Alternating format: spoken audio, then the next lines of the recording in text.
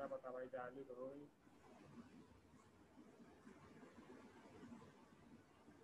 Hello, good morning everyone. सभी को voice clear आ रही है? Yes sir. Yes sir.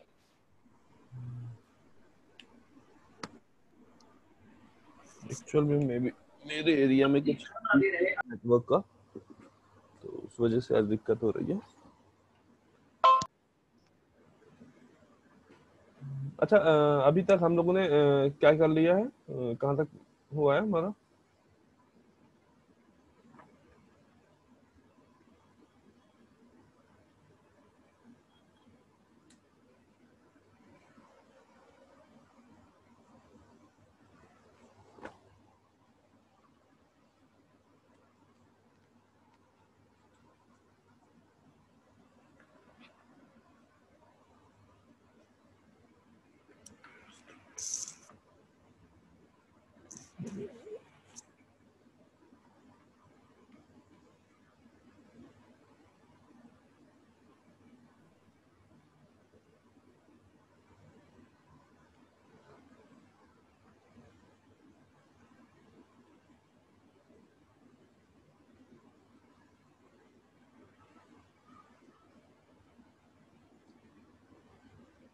Screen सबको विजिबल है?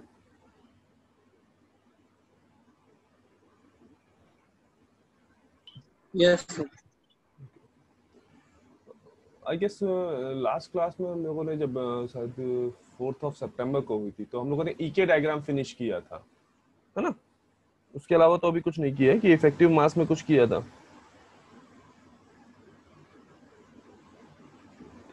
No sir. बस नहीं पड़ा था। नो सर मीनिंग क्या? किया था इफेक्टिव मास में कुछ या नहीं किया था? नो सर, नहीं किया। नहीं किया था सर। ओके, चलो ठीक है। तो अभी एक बेसिक कॉन्सेप्ट तुम्हें देखना है कि हाँ, बेसिकली इफेक्टिव मास, जब हम बात कर रहे हैं किसी पार्टिकल की, तो उस पार्टिकल के इफेक्टिव मास की बात कर रहे हैं, और वो इफेक्टिव मास बेसिकली है क्या। ठीक है। अच्छा, सिंपली अगर एक बार सोचो कि मतलब जब तुम एक एग्जांपल देखो कि जब तुम कोई बॉल ले रहे हो, और वो बॉल तुम एक वाटर फिल्ड बकेट है और दूसरी ऑयल फिल्ड बकेट है, दोनों में एक बार डिप करा रहे हो, तो जब तुम ये वाला एक्सपेरिमेंट करते हो, तो बेसिकली देखने को मिलता है कि हाँ, जो तुम्हारी जो वाटर में जब बॉल तुमने डिप की, तो नीचे जाने का जो उसका स्पीड रहेगा, और जो ऑयल में जब तुमने डिप की उसका जो स्पीड रहेगा, उन दोनों में डिफरेंस दिखाई देता है। ऑयल में थोड़ा सा स्लोली तुम्हारी बॉल नीचे जाती है, और वाटर में इन कंपैरिजन टू ऑयल थोड़ा तेजी से बॉल नीचे जाएगी।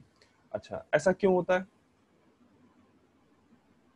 ये तो जनरल सर, थिंग, विस्कोसिटी ज्यादा होती है ऑयल की। कैपेसिटी ज्यादा होती है। ठीक है। हम यहाँ पे जब इलेक्ट्रॉन की बात कर रहे हैं, तो इसी विस्कोसिटी को एक तरह से हम देख सकते हैं कि अगर इस एग्जांपल में विस्कोसिटी को हम एक इंटरनल फोर्स कहें, जो मतलब सिस्टम, जिस सिस्टम की बात हो रही है उस सिस्टम का जो इंटरनल फोर्सेस हैं, तो वो विस्कोसिटी को हम एक इंटरनल फोर्स की तरह ट्रीट कर सकते हैं ना। हमने बाहर से कोई फोर्स नहीं लगाया, बाहर से जो एक्सटर्नल फोर्स लगा था वो ग्रेविटी थी। ठीक, यहाँ जो विस्कोसिटी है वो सिस्टम का इंटरनल फोर्स है। सिमिलरली जब तुम्हारा इलेक्ट्रॉन तो क्रिस्टल के अंदर मूव कर रहा होगा, ठीक है, तो अब हमें पता है कि अगर एक क्रिस्टल की हम बात कर रहे थे, तो वहां पे क्या है, तुम्हारे पास कई सारे डिफरेंट एटम हमने मिला के तब क्रिस्टल को बनाया था। तो मान लो एटम ए है, एटम बी है, सी एटम है, इसी तरह से डी एटम है, हमने कुछ 4 ऐसे ही एटम देख लिए। तो अब हम बात करना चाह रहे हैं इस एटम के इलेक्ट्रॉन के मूवमेंट की। तो जो ये वाला इलेक्ट्रॉन जो मूव कर रहा होगा, उस पे बी में जो इलेक्ट्रॉन और प्रोटॉन, मतलब नेगेटिव चार्ज और पॉजिटिव चार्ज जो बी एटम में होंगे वो, इसी तरह से ए एटम में भी जो पॉजिटिव चार्ज होंगे और नेगेटिव चार्ज होंगे, वो सभी पॉजिटिव चार्ज और नेगेटिव चार्ज इस इलेक्ट्रॉन के ऊपर कुछ ना कुछ फोर्स लगा रहे होंगे, राइट? इसी तरीके, हेलो,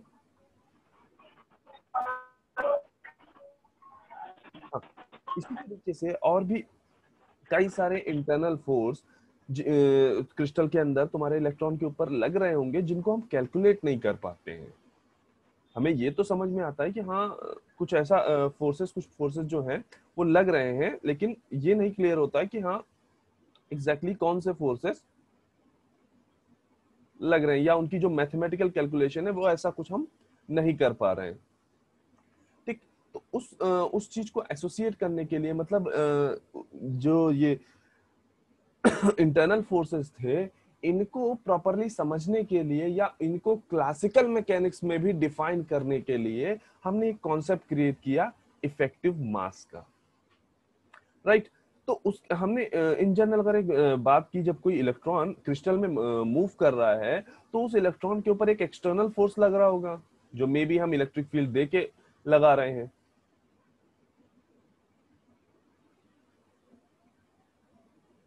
ठीक है, मे बी जो हम एक्सटर्नल फोर्स लगा रहे हैं यूजिंग इलेक्ट्रिक फील्ड, और कुछ फोर्स इंटरनल होगा जो डिफरेंट हो सकता है, डिफरेंट एटम की वजह से लगा हो, वहां पे जो पार्टिकल्स हैं उनसे टकराने की वजह से उसमें कोई फोर्स लगा हो, मतलब डिफरेंट टाइप के इंटरनल फोर्सेस हो सकते हैं। तो ये जो टोटल फोर्स होगा, अगर क्लासिकल मैकेनिक्स से हम देखें तो वो टोटल फोर्स जो होगा वो मास इनटू एक्सेलरेशन के बराबर होगा, मतलब बॉडी का जो मास है इनटू एक्सेलरेशन के बराबर होगा। ठीक, बट यहाँ हमें ये इंटरनल फोर्सेस नहीं पता थे, तो हमने इन जनरल इस इक्वेशन को थोड़ा सा कन्वर्ट किया और इसको F external is equal to M A minus F internal लिखा। ठीक है, और देन हमने इसको चेंज किया एक नए टर्म से जिसको हमने एम स्टार लिखा हुआ है यहाँ पे, और इस एम स्टार को हमने नाम दे दिया कि हाँ ये क्या है, कि उस पार्टिकल का इफेक्टिव मास है। ठीक, तो यहां से हमें समझना ये है कि बेसिकली इफेक्टिव मास तुम्हारा वो मास है जो कि पार्टिकल के ओरिजिनल मास प्लस पार्टिकल के ओरिजिनल मास को रिप्रेजेंट कर रहा है, प्लस जो इंटरनल फोर्सेस जो एसोसिएटेड है, जो तुम्हारे पार्टिकल के ऊपर इंटरनल फोर्सेस लग रहे हैं, उनका जो इफेक्ट है उस इफेक्ट को भी वो रिप्रेजेंट कर रहा है। तो मतलब इफेक्टिव मास की अगर बात कर रहे हो तो ये दो चीजों को रिप्रेजेंट कर रहा है। फर्स्ट, तुम्हारा जो ओरिजिनल मास ऑफ पार्टिकल है, एंड सेकेंड जो इंटरनल फोर्सेस पार्टिकल के ऊपर लग रहे हैं उन सबका इफेक्ट। इन दोनों को साथ में लेके अगर चल रहे हो तो वो क्या कहला रहा है, तुम्हारा इफेक्टिव मास। ठीक, अब एक तरह से ये भी देखें कि जब हम स्मॉल पार्टिकल्स की बात करते हैं तो स्मॉल पार्टिकल्स की अभी तक जितनी भी कैलकुलेशन या उसके जो भी प्रिंसिपल हमने पढ़े वो सारे क्वांटम मैकेनिक्स में पढ़े, राइट।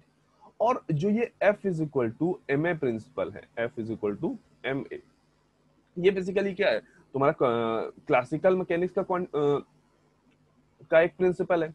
तो यहां से हमें एक डेफिनेशन और मिलती है इफेक्टिव मास की, तो कि इफेक्टिव मास एक ऐसा पैरामीटर है जो क्या कर रहा है, क्लासिकल मैकेनिक्स और क्वांटम मैकेनिक्स के रिजल्ट्स को आपस में इंटर रिलेट कर रहा है। इफेक्टिव मास एक टाइप ऑफ पैरामीटर है जो क्या कर रहा है, क्वांटम मैकेनिक्स के रिजल्ट और क्लासिकल मैकेनिक्स के रिजल्ट्स को आपस में रिलेट कर रहा है, राइट। इस बात में इन दोनों पॉइंट्स में किसी को डाउट? पहला पॉइंट हमने कहा कि इफेक्टिव मास जो है वो रिप्रेजेंट कर रहा है क्या, both mass of particle as well as effect of internal forces. Similarly दूसरा पॉइंट हमने क्या कहा कि इफेक्टिव मास एक टाइप ऑफ पैरामीटर है जो क्या कर रहा है, क्वांटम मैकेनिक्स के रिजल्ट्स और क्लासिकल मैकेनिक्स के रिजल्ट्स को आपस में रिलेट कर रहा है।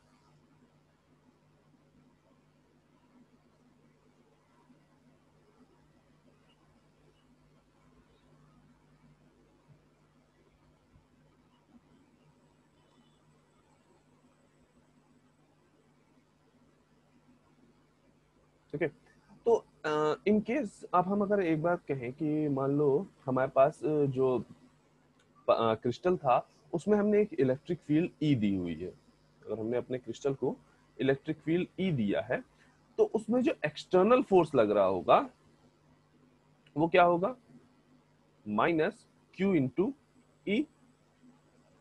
एक्सटर्नल फोर्स अगर इलेक्ट्रॉन पे देख रहे होगे तो इलेक्ट्रॉन का चार्ज का मैग्नीट्यूड क्यू और उसका चार्ज का जो साइन था वो नेगेटिव, ये हमने एफ एक्सटर्नल बता दिया।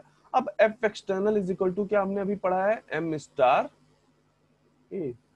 ये हमने कहां से लेके आए कि हाँ, अगर आप बात कर रहे हो क्लासिकल और क्वांटम मैकेनिक्स के रिलेशन की, तो आप इफेक्टिव मास को लेके चलोगे। अगर यहाँ पे हम इफेक्टिव मास की जगह पर अगर हम कोशिश करते हैं कि हम ओरिजिनल मास पार्टिकल का यूज करें, तो यहाँ पे हम ये रिलेशन स्टेब्लिश नहीं कर सकते थे कि minus Q is equal to M A, जैसा कि हम नॉर्मल क्लासिकल मैकेनिक्स में यूज कर लेते थे। ठीक है, यहाँ से सिंपल आप जो एक्सेलरेशन होगा वो क्या हो जाएगा, minus Q E upon M star. ठीक है, तो हमें इन जनरल ये समझना है कि जो तुम्हारा ये इफेक्टिव मास है, ये क्या कर रहा है, क्वांटम मैकेनिक्स के रिजल्ट को क्लासिकल मैकेनिक्स के रिजल्ट से में इंटर रिलेट कर रहा है। एंड सेकंड, ये क्या रिप्रेजेंट कर रहा है, पार्टिकल का मास एंड उस पार्टिकल पे जो इंटरनल फोर्सेस का इफेक्ट है वो। राइट, इसमें किसी को कोई डाउट?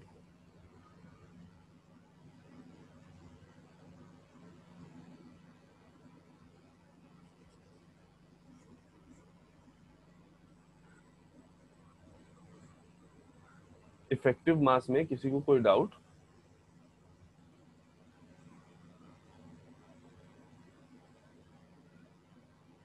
धीरज कुमार, रोल नंबर 39।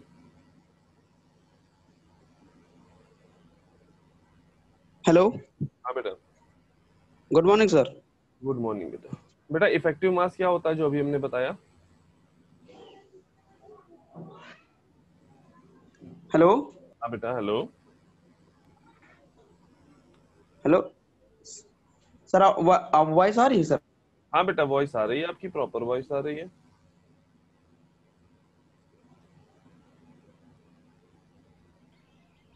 थोड़ा लेट ज्वाइन हुआ हूँ मैं अभी सर, आपकी क्लास नहीं चल रही थी।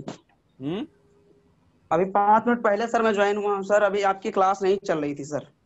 अच्छा, यस सर, अभी अब 2-3 बार मैसेज मैंने ग्रुप पे किया कि सर आपकी क्लास नहीं चल रही है, तो उस पे दिखा रहा था कि अभी आप आए नहीं हैं।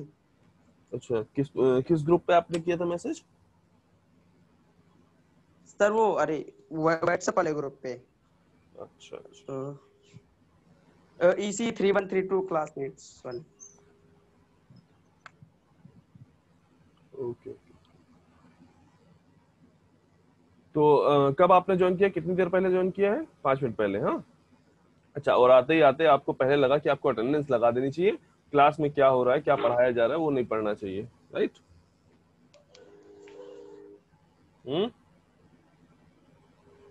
बेटा कोई मतलब नहीं है अभी मार्क करने का अटेंडेंस, अभी ये चैट बॉक्स में अटेंडेंस फिल करने का। अभी हम चैट बॉक्स में जो भी अटेंडेंस तो फिल कर रहे हैं उसका कोई मीनिंग नहीं है। ठीक है, एट लास्ट जब हम बोल रहे हैं तभी उसी के बाद से हम काउंटिंग स्टार्ट करते हैं। उससे पहले तुमने कोई भी मार्किंग की, हम नहीं उसको काउंट कर रहे हैं। ठीक है, तो बिना मतलब ऐसे आते ही केवल चैट बॉक्स में अटेंडेंस मार्क करने के लिए परेशान मत हुआ करो, थोड़ा सा क्लास पे भी फोकस हुआ करो। ठीक है, हर्ष कुमार सिंह, रोल नंबर 45।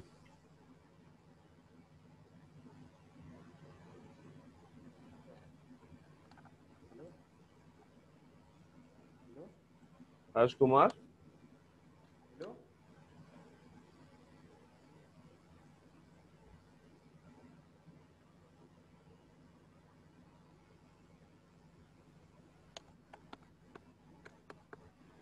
अच्छा अच्छा, इफेक्टिव मास में किसी को कोई डाउट है?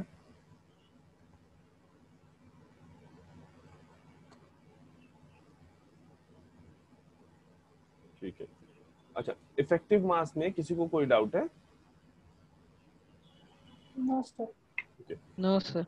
नेक्स्ट टॉपिक जो हमें पढ़ना है उसके लिए देखो, इन जनरल अभी तक हमने क्या पढ़ा कि इंट्रिंसिक सेमीकंडक्टर क्या होते हैं, एक्सट्रिंसिक सेमीकंडक्टर्स क्या होते हैं, कैसे हम सेमीकंडक्टर को, क्यों हम एक्सट्रिंसिक सेमीकंडक्टर हमें बनाने की जरूरत पड़ रही है, कंडक्टिविटी का क्या इफेक्ट आता है अगर हम एक्सट्रिंसिक सेमीकंडक्टर की बात करते हैं। एंड हमने तो देखा कि हाँ एनर्जी बैंड डायग्राम का एक नॉर्मल बिहेवियर देखा कि हाँ किस तरीके से एनर्जी बैंड डायग्राम बिहेव करता है, या किस तरीके से इलेक्ट्रॉन जो है अगर जब कंडक्शन की बात होती है तो कैसे वैलेंस बैंड से कंडक्शन बैंड में जाते हैं। हमने ईके डायग्राम में देखा कि हाँ भाई कुछ तुम्हारे जो स्टेट्स होती हैं, नंबर ऑफ स्टेट्स जो होती हैं वो फिल्ड होती हैं, कुछ स्टेट्स जो होती हैं वो एम्प्टी रहती हैं। तो ये बात हमने देखी कि जो एम्प्टी वाला पार्ट था, जो स्टेट्स एम्प्टी थी, जो बैंड की स्टेट्स एम्प्टी थी, उसको हमने नाम दे दिया कि हाँ वो कंडक्शन बैंड है। इसी तरीके से जो बैंड ऑफ स्टेट्स जो था, बैंड उसको हमने क्या, जो फील्ड था उसको हमने क्या नाम दे दिया कि हाँ भाई ये क्या है, ये वैलेंस बैंड है। तो हमें इस तरीके का कुछ एक स्ट्रक्चर मिला कि हाँ भाई एक अपना वैलेंस बैंड है और एक हमारे पास कंडक्शन बैंड है टिल इंफिनिटी, और ये इधर माइनस इंफिनिटी। ठीक है, ऐसा अजम्पशन हमने लिया था कि हाँ ये एक वैलेंस बैंड है और ये कंडक्शन बैंड है, और वैलेंस बैंड में जो टोटल नंबर ऑफ स्टेट्स होंगी वो सारी की सारी फील्ड होंगी, और कंडक्शन बैंड में जो टोटल नंबर ऑफ स्टेट्स होंगी वो सारी की सारी क्या होंगी, एम्प्टी होंगी। इतनी बात हमने समझी थी। ठीक, अब हमें जो देखना है, हम बेसिकली फाइंड आउट क्या करना चाह रहे हैं कि अगर हम बात कर रहे हैं इस कंडक्शन बैंड की, तो इस कंडक्शन बैंड के जो इलेक्ट्रॉन होते हैं वही बेसिकली क्या करते हैं, हमारा कंडक्शन प्रोवाइड करते हैं, मीनिंग करंट प्रोवाइड करते हैं। ठीक, अब हमें ये बात पता है कि जितने ज्यादा कंडक्शन बैंड में इलेक्ट्रॉन होंगे उतनी हाई करंट हमको मिलेगी, यानी उस पार्टिकल की कंडक्टिविटी उतनी ही अच्छी होगी। तो मीनिंग हम बेसिकली फाइंड करना चाह रहे हैं कि इस कंडक्शन बैंड में जो इलेक्ट्रॉन है, इस कंडक्शन बैंड में जो इलेक्ट्रॉन है उनका कंसंट्रेशन क्या है। ठीक है, एक पॉइंट याद रखेंगे, जब भी हम बात करें कंसंट्रेशन की, दैट मींस हम बात कर रहे हैं पर यूनिट वॉल्यूम में। ठीक है, मीनिंग हम कह रहे हैं कि हाँ अगर हमने कहा कि किसी इलेक्ट्रॉन का कंसंट्रेशन 10 टू द पावर 3 है, दैट मींस हम कहना चाह रहे हैं कि उस पर्टिकुलर क्रिस्टल में 10 टू द पावर 3 इलेक्ट्रॉन पर सेंटीमीटर क्यूब में अवेलेबल है। ठीक है, कंसंट्रेशन का मीनिंग है कि नंबर ऑफ इलेक्ट्रॉन पर यूनिट वॉल्यूम। ठीक, तो हम यहाँ पे जो फाइंड आउट करना चाह रहे हैं वो क्या फाइंड आउट करना चाह रहे हैं कि हमें कंसंट्रेशन जरा बताओ, पता चले कि हाँ कंडक्शन बैंड में जो इलेक्ट्रॉन्स हैं, जब एक्सट्रिंसिक की बात कर रहे हो या जब इंट्रिंसिक की बात कर रहे हो, तो वहां बेसिकली कितने नंबर ऑफ इलेक्ट्रॉन अवेलेबल हैं, ताकि हम ये आइडिया बता सकें कि हाँ जो इसकी कंडक्टिविटी होगी वो कैसे चेंज हो रही है, या इसकी जो कंडक्टिविटी होगी वो कितनी और कैसे होगी। ठीक है, और सिमिलरली जो हमें पता है कि सेमीकंडक्टर के केस में कंडक्टिविटी का जो या जो करंट का फ्लो है वो एक तो फ्री इलेक्ट्रॉन की वजह से हो रहा है सेमीकंडक्टर में, और नेक्स्ट जो हो रहा है वो वैलेंस बैंड में अवेलेबल जो होल है, वैलेंस बैंड में जो अवेलेबल होल हैं उनकी वजह से हो रहा है। मीनिंग हमें क्या पता है कि जो तुम्हारा कंडक्शन है वो फर्स्ट कंडक्शन बैंड के इलेक्ट्रॉन की वजह से हो रहा है, और सेकंड वैलेंस बैंड के होल्स की वजह से हो रहा है। ठीक, तो हम यहाँ पे जो इस टॉपिक में जो देखने जा रहे हैं वो ये कि कंडक्शन बैंड में इलेक्ट्रॉन का कंसंट्रेशन क्या होगा और वैलेंस बैंड में होल का कंसंट्रेशन क्या होगा। उसी के लिए हमें दो टर्म पढ़ने हैं, पहला डेंसिटी ऑफ स्टेट फंक्शन और दूसरा फर्मी डायराक डिस्ट्रीब्यूशन। राइट, अच्छा तो पहले समझना है कि ये डेंसिटी ऑफ स्टेट फंक्शन क्या है।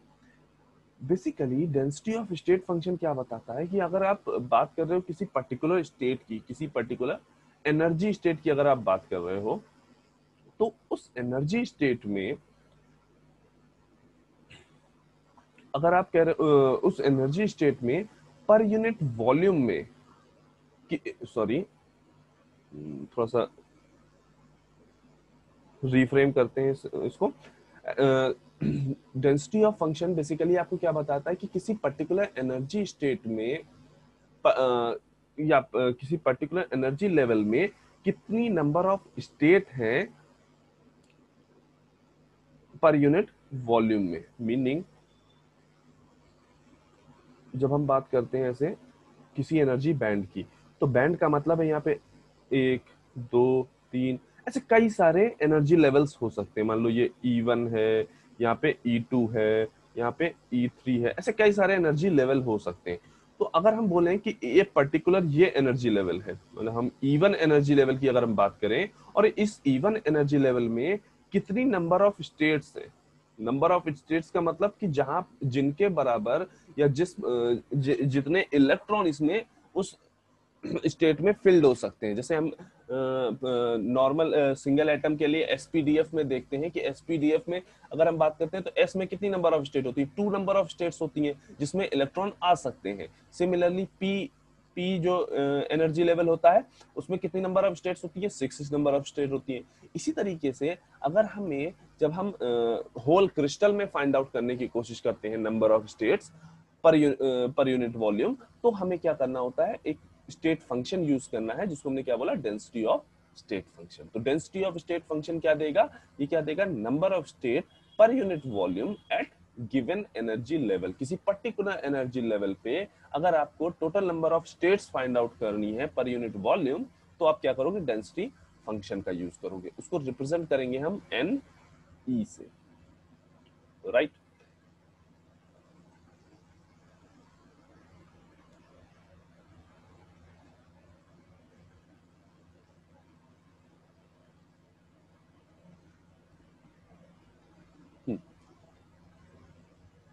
अब NE जो होता है,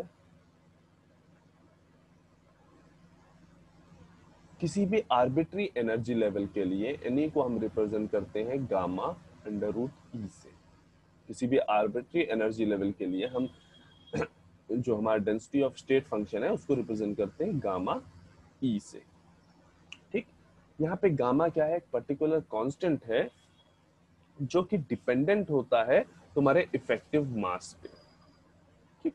यहाँ पे गामा इज इक्वल टू क्या होगा, 4 pi upon h cube 2 m star की पावर 3/2।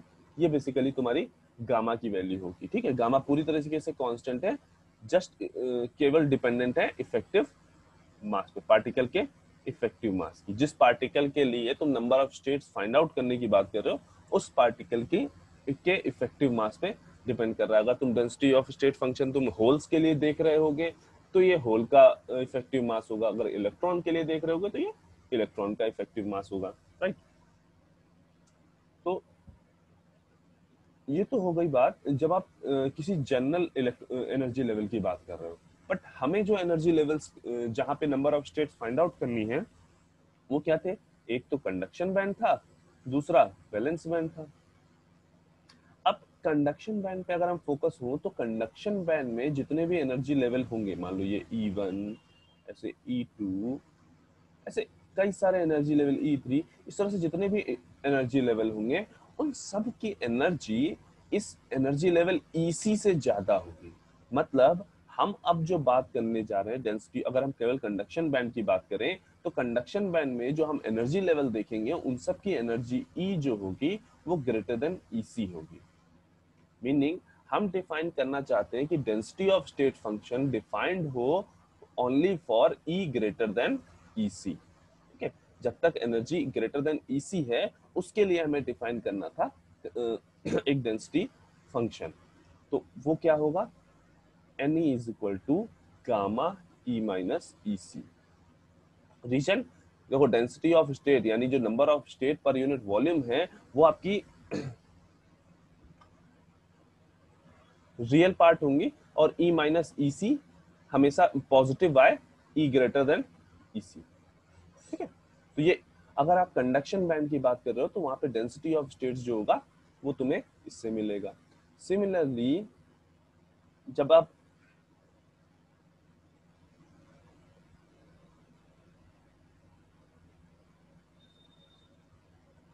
वैलेंस बैंड की बात कर रहे हो तो वहां पे क्या है, तब तुम क्या चाहोगे, जितनी भी एनर्जीज हो वो लेस देन क्या हो, EV हो। मतलब मैक्सिमम एनर्जी जो होगी वो EV के बराबर होगी, ठीक है। जो तुम्हारा वैलेंस बैंड होगा वो पूरा का पूरा कहाँ होता है, वैलेंस बैंड तुम्हारा फ्रॉम EV, मतलब हाईएस्ट एनर्जी जो वैलेंस बैंड की होगी EV होगी, और उसके बाद उसी से बिलो सारी एनर्जीज लाई करती हैं वैलेंस बैंड की। दैट मीन्स तुम्हें अब यहाँ पे क्या चाहिए कि जो जितनी भी एनर्जी लेवल है वो सारे के सारे क्या है, लेस देन EV है। तो इसलिए हमने जो density of state function define किया है फॉर वैलेंस बैंड वो ये है, ठीक है। हमें ये दोनों ही याद रखने हैं डायरेक्टली कि हाँ, जब कंडक्शन बैंड की बात होगी तो उसका जो डेंसिटी ऑफ स्टेट फंक्शन होगा वो gamma under root E minus EC होगा, और जब वैलेंस बैंड की हम बात कर रहे होंगे तो उसका density function gamma under root EV minus E होगा, राइट। अच्छा, नेक्स्ट टर्म जो हमें देखना है, ओके, डेंसिटी फंक्शन में किसी को कोई दिक्कत तो नहीं?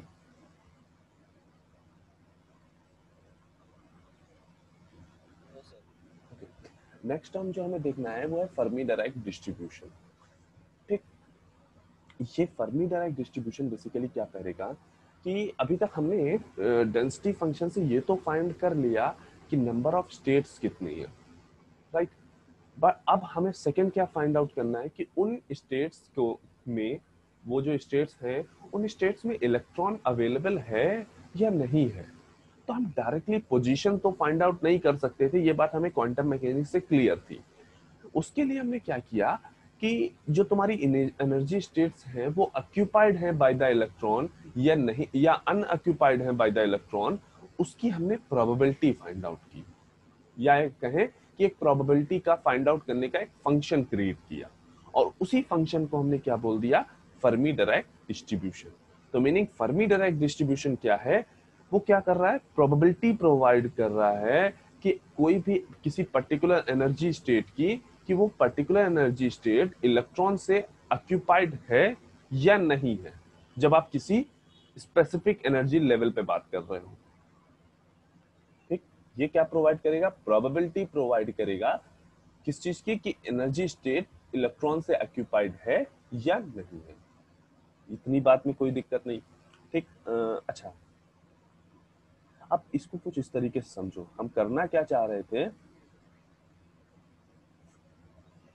हम चाह रहे थे कि हमें कंडक्शन बैंड में ये पता चल जाए कि कितने नंबर ऑफ इलेक्ट्रॉन है।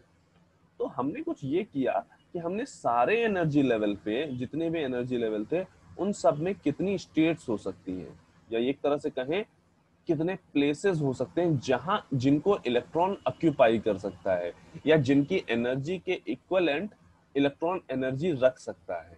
ठीक है, वो प्लेसेस हमने पता किए। कैसे पता किए, एनर्जी कैसे पता किया, वो डेंसिटी ऑफ स्टेट फंक्शन से। नेक्स्ट हमने क्या फाइंड आउट किया कि अगर हमने कहा कि हमें डेंसिटी ऑफ स्टेट फंक्शन से पता चला कि जो कंडक्शन बैंड है उसमें 4 स्टेट्स है। ठीक, नेक्स्ट थिंग हमने पता कर ली कि अब हमें बताओ कि ये स्टेट्स के फिल होने का, मीनिंग यहाँ पे इलेक्ट्रॉन के ऑक्यूपाई होने का प्रोबेबिलिटी क्या है। वो हमने कैसे फाइंड किया, फर्मी डायराक डिस्ट्रीब्यूशन से। तो फर्मी डायराक डिस्ट्रीब्यूशन को हम रिप्रेजेंट करते हैं एक मैथमेटिकल फंक्शन से, जो कि डिपेंडेंट है फर्मी लेवल पे। अभी समझ में आएगा कि ये फर्मी लेवल है क्या, उसकी डेफिनेशन भी यहीं से निकल के आएगी फर्मी लेवल की। और एक कोई पर्टिकुलर एनर्जी लेवल E, जिसपे हम बेसिकली फाइंड आउट कर रहे हैं अपना प्रोबेबिलिटी, कि मतलब जिस एनर्जी लेवल के एनर्जी स्टेट्स में के ऑक्यूपाई या अनऑक्यूपाइड होने की हम बात कर रहे हैं, उसकी हमने यहाँ बात की है। ठीक, तीसरा किस पे डिपेंडेंट है, ये टेम्परेचर पे। ठीक, तो अपना जो फर्मी डायराक डिस्ट्रीब्यूशन है, Fermi Dirac distribution first depend है किस पे, फर्मी लेवल पे। सेकंड डिपेंडेंट है टेम्परेचर पे, राइट।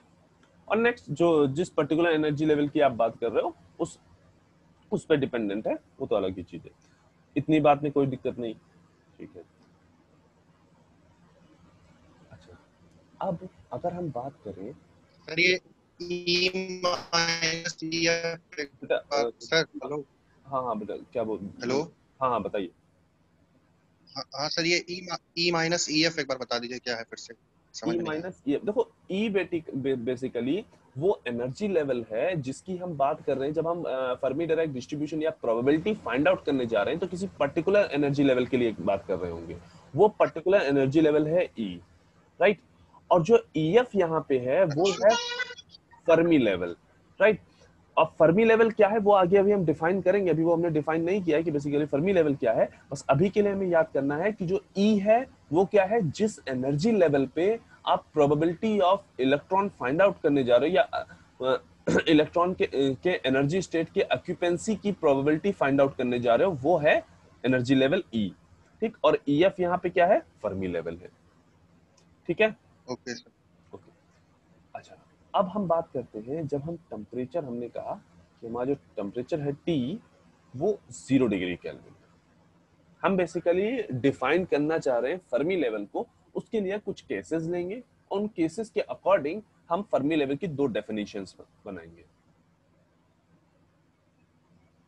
ठीक है, तो जब हम T इज इक्वल टू 0 की बात कर रहे हैं, temperature T is equal to 0 है, हमारा FE हमने अभी क्या पढ़ा है, Fermi Dirac distribution 1/1 plus e to the power minus e minus EF upon KT। ठीक, तो पहला केस हमने लिया, केस 1 हमने लिया है कि हमारी जो E है, एनर्जी स्टेट E है, जिस एनर्जी लेवल पे हम इलेक्ट्रॉन ऑक्यूपाइड है या नहीं ऑक्यूपाइड है की प्रोबेबिलिटी फाइंड आउट करना चाह रहे हैं। हम प्रोबेबिलिटी फाइंड आउट करना चाह रहे हैं कि इलेक्ट्रॉन ने स्टेट को ऑक्यूपाई किया है या नहीं किया है इस पर्टिकुलर एनर्जी लेवल E पर। तो हम उस एनर्जी लेवल E को ग्रेटर देन EF रख रहे हैं। ठीक, यहाँ पे EF क्या है, फर्मी एनर्जी लेवल है। अभी इतना समझेंगे कि फर्मी लेवल भी एक तरह का एनर्जी लेवल है। जैसे हमने अभी बात की ना ये कि कंडक्शन बैंड का जो लोअर एनर्जी लेवल होगा वो EC हमने डिफाइन किया, इसी तरह से यहाँ पे EV डिफाइन किया, उसी तरीके से कहीं पे EF भी होगा इसी एनर्जी बैंड में, ऐसे ही एक एनर्जी लेवल जिसको हम फर्मी लेवल बोलेंगे। ठीक है, अच्छा, उसका डेफिनेशन अभी देखते हैं। तो अब हमने क्या कहा कि जब हमारा E जो है वो ग्रेटर देन EF है, उस टाइम पे हमें ये फाइंड आउट करना है कि फर्मी डायरेक्ट डिस्ट्रीब्यूशन क्या है। तो मीनिंग हमें F of E greater then EF find out करना है। ठीक, तो जब E ग्रेटर देन EF होगा तो ये क्वांटिटी,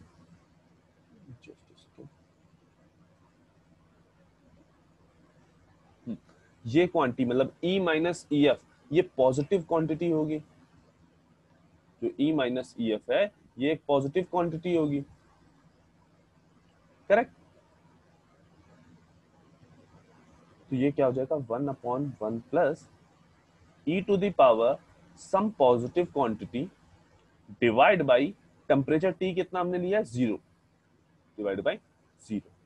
तो ये किसके इक्विवेलेंट हो जाएगा, ये पूरे टर्म प्लस इंफिनिटी के। तो ये क्या आ जाएगा, 1/1 plus E to the power plus infinity. ठीक, E to the power plus infinity की अब बात करते हो, मतलब E की पावर बहुत ही हाई अगर रखते हो तो ये ऑलमोस्ट किसके बराबर आएगा, इंफिनिटी के। ठीक, अब 1/इंफिनिटी वो किसके बराबर हो जाएगा, 0 के।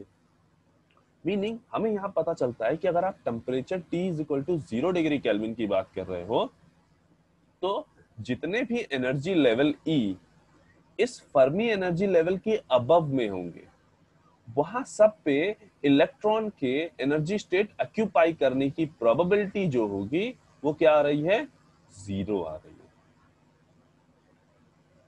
ठीक, इसी तरह से केस 2 देखोगे,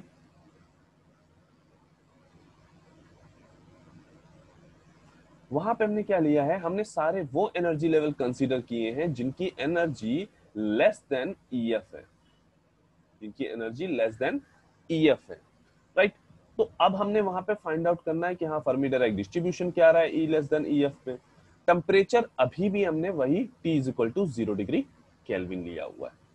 ठीक, तो अब यहाँ पे हम वैल्यूज रखेंगे 1/1 plus E to the power E minus EF upon KT।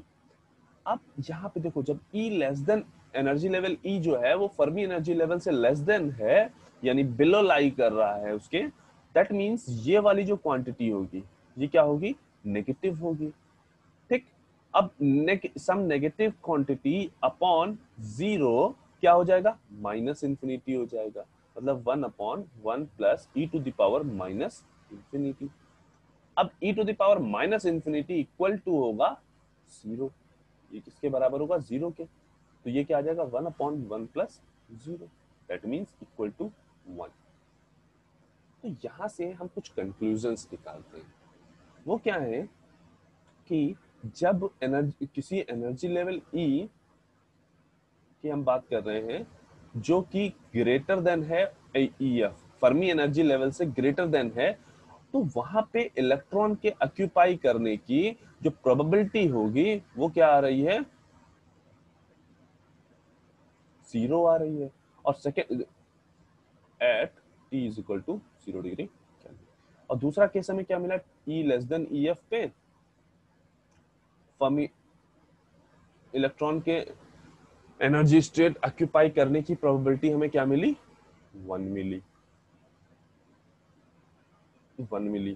ठीक, तो यहां से हमने कंक्लूजन क्या निकाला कि जो हमारा एक हमने वैलेंस बैंड देखा था, एक हमने कंडक्शन बैंड देखा था।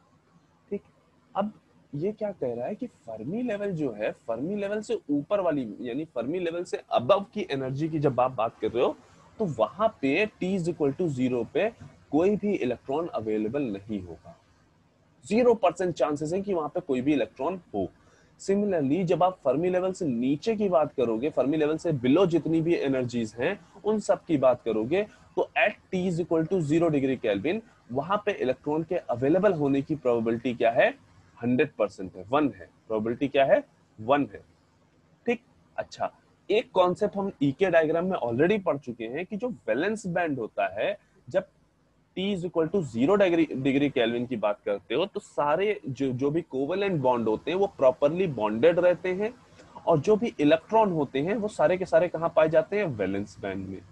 ठीक, हमने देखा था कि 8n स्टेट्स बनी थी, उसमें 4n स्टेट एम्प्टी थी और 4n स्टेट फिल्ड थी, राइट। और इसी तरीके से हमने क्या देखा था, जब T is equal to 0 degree Kelvin पे जो कंडक्शन बैंड था वो पूरी की तरह क्या था, एम्प्टी था, राइट। तो अब ये बात हमें समझ में आती है कि वैलेंस बैंड जो है, अगर टेम्परेचर 0 डिग्री केल्विन है तो उस टाइम पे वैलेंस बैंड तुम्हारा क्या होगा, फुल्ली फिल्ड रहेगा, और जो कंडक्शन बैंड है वो एम्प्टी रहेगा।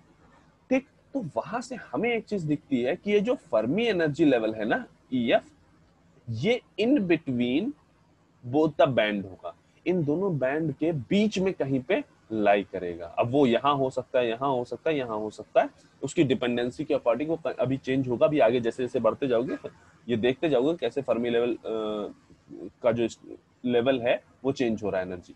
ठीक है, इन जनरल हमने मान लिया कि हाँ यहाँ कहीं पे ये लाई कर रहा है, बस इस पॉइंट पे हमने ये माना है कि हाँ फर्मी एनर्जी लेवल जो है वो वैलेंस बैंड और कंडक्शन बैंड के बीच में लाई करेगा। तो यहां से फर्मी एनर्जी लेवल की हमें एक डेफिनेशन मिलती है, वो क्या मिल रही है कि फर्मी एनर्जी लेवल वो एनर्जी लेवल है जिसके बिलो इलेक्ट्रॉन के एनर्जी स्टेट ऑक्यूपाई करने की प्रोबेबिलिटी 100% है। फर्मी एनर्जी लेवल वो एनर्जी लेवल है जिसके बिलो इलेक्ट्रॉन के एनर्जी स्टेट ऑक्यूपाई करने की प्रोबेबिलिटी 1 है। कब, जब आप temperature T is equal to 0 Kelvin की बात कर रहे हैं। ठीक है, और या दूसरा क्या कह सकते हो कि फर्मी एनर्जी लेवल वो एनर्जी लेवल है जिसके अबव जितनी भी एनर्जी हुई, फर्मी एनर्जी लेवल के अबव में जितनी भी एनर्जी हुई, उन सारी एनर्जी लेवल्स पे जो एनर्जी स्टेट्स होंगे उनमें इलेक्ट्रॉन के ऑक्यूपाई होने की प्रोबेबिलिटी क्या होगी, 0 होगी। इस बात में किसी को डाउट है कुछ भी? फर्मी लेवल की इस डेफिनेशन में किसी को कोई भी डाउट है? सर टेम्परेचर चेंज करेंगे तो सर कंडक्शन बैंड की सर प्रोबेबिलिटी जो 0 है सर वो मतलब सर वो बढ़ेगी नहीं मतलब? हाँ, अभी देखो, अभी जो ये डेफिनेशन दे रहे हैं वो केवल बात कर रहे हैं हम टेम्परेचर 0 डिग्री केल्विन पे। 0, हाँ, ओके सर, जैसे ही टेम्परेचर चेंज करेंगे अभी बिल्कुल सारी चीजें चेंज होंगी। टेम्परेचर जब चेंज होगा ठीक है, तो चीजें चेंज होंगी। हाँ ओके सर, ओके सर। ठीक, एक काम करो, सब लोग मीटिंग रिज्वाइन कर लो। ठीक है, मैं अभी मीटिंग एंड कर रहा हूँ, सब लोग रिज्वाइन कर लो।